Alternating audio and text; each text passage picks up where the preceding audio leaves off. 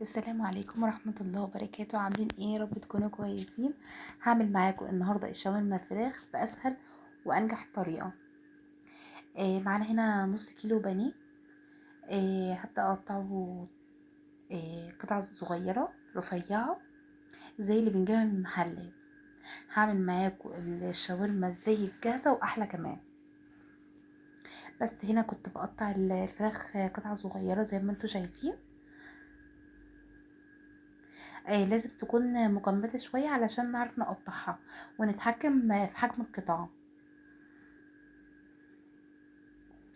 بس فاول حاجه بدات بيها ان انا قطعت الفراخ.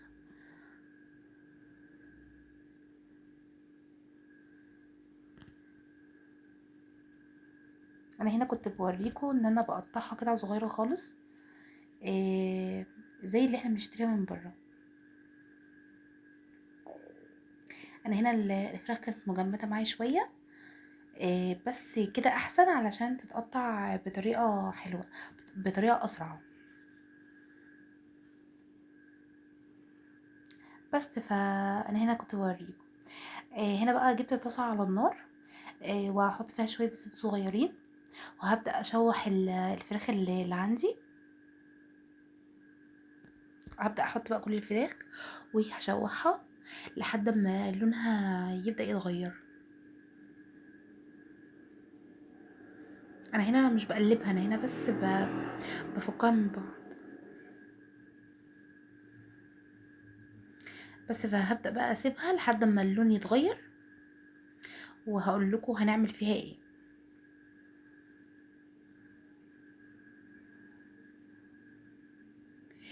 هنا جبت معلقة توم صغيرة، بشوح بيها الفراخ.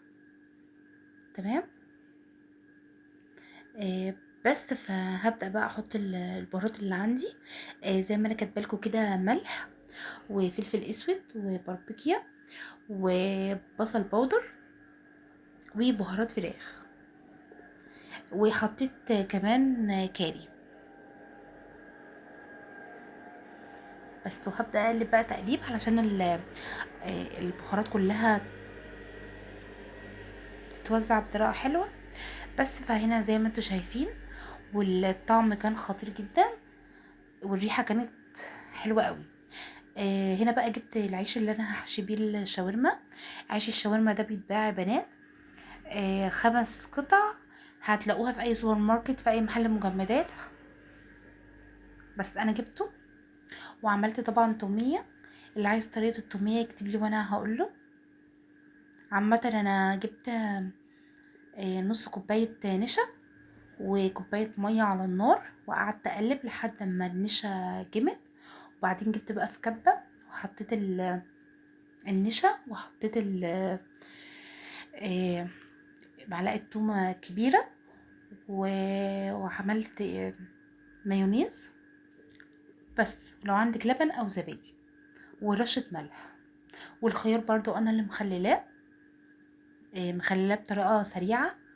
لو انتوا عايزين برضو اقول لكم، بتقطعي الخيار، لو انت عايزاه يتاكل بعد نص ساعة ساعة، بتعمليه بالطريقة السريعة ديت.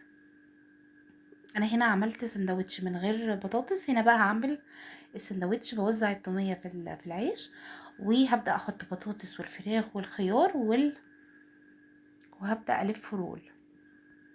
الخيار بقى يا بنات، جبت قطعت خيار، آه، يعني ترانشات كده رفيعة، وحطيت رشة ملح ورشة سكر. السكر علشان يخليه مقرمش، و وتومة. بس وشوية خل وشوية مية دافية من البراد. في فيديو تاني هبقى اعمله قدامكم. لازم مية سخنة، وهنسيبه حوالي ساعة. هيكون معاكم زي ما انتوا شايفين كده، كان تحفة. جربوا يا بنات الطريقة دي، هتعجبكم جدا واحلى وانضف من المحلات. هنا بقى خلصت خلاص. هعمل بقى الباقي بقى مع نفسي. انا قلت ما افرجكم. جبت بقى جريل اللي فيه الشرط ده، علشان السندوتش يبقى فيه الشرط زي الجاهزه اللي بنشتريها من بره. بس. كنت معلية النار وبعدين وطيت عليها لحد ما اخد اللون الحلو ده، اللون الذهبي. بس وبألف هنا وشفا على كل اللي هيجربه. واستنوني في وصفات تانية كتير، واستنوني هعمل معاكم وصفات تانية احلى. استنوني في فيديو جديد، ويا رب الفيديو يكون عجبكم. ما تنسونيش بقى في اللايك والاشتراك عشان يوصل لكم كل جديد. باي باي.